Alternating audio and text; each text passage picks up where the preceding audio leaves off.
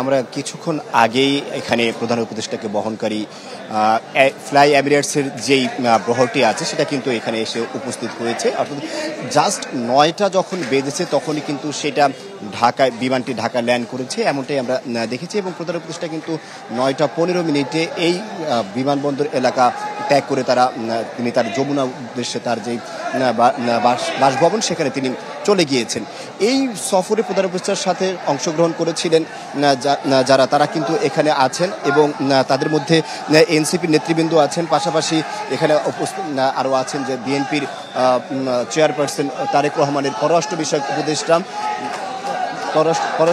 উপদেষ্টা হুমায়ুন কবির সহ আরও অনেকে এখানে উপস্থিত আছেন। এবং যেহেতু বিভিন্ন রাজনৈতিক দলের নেতৃবৃন্দরাও প্রধান উপদেষ্টার সাথে এই সফরে প্রত্যাবর্তন করেছেন, সুতরাং বিভিন্ন রাজনৈতিক দলের যে নেতৃবৃন্দ আছেন তারা কিন্তু তাদের দলনেতাকে স্বাগত জানাতে এই এয়ারপোর্টে এখন উপস্থিত হয়েছেন। আমরা এমনটাই কিন্তু দেখতে পেয়েছি এবং আমরা দেখেছি যে কয়েকটি রাজনৈতিক দলের নেতারা যারা আছেন তারা কিন্তু এখানে উপস্থিত হয়ে বিভিন্ন সঠিক মাত্রার কার্বন কম্বিনেশন বৃদ্ধি করে পাইপের ডাক্টিলিটি ও হেভি লোড নেয়ার ক্ষমতা। ফ্যালকন এমএস পাইপ স্লোগান দিচ্ছেন, আমরা এরকমটাও দেখতে পাচ্ছি। অর্থাৎ বলা যায় যে প্রধান উপদেষ্টা এই সফরকে কেন্দ্র করে যে তিনি যে গিয়েছিলেন তার প্রায় ৯ দিন তারা যুক্তরাষ্ট্রে অবস্থান করেছে এই সফরে। আর সেই ৯ দিন পরে তারা আজকে এখানে অবতরণ করলো তার বিমানে, অর্থাৎ আজকে তিনি ঢাকায় ফিরেছেন। এর আগে গত ২২ তারিখে প্রধান উপদেষ্টা বাংলাদেশ জাতীয়তাবাদী দল বিএনপি এবং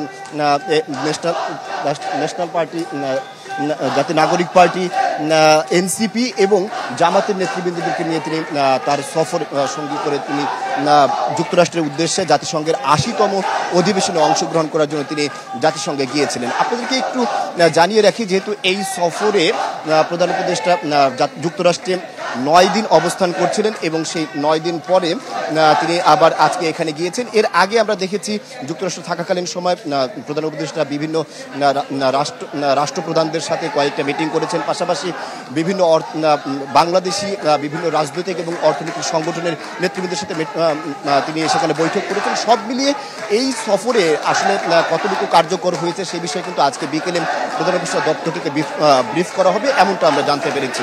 সারিকা, এই ছিল সর্বশেষ ঢাকা বিমানবন্দর থেকে।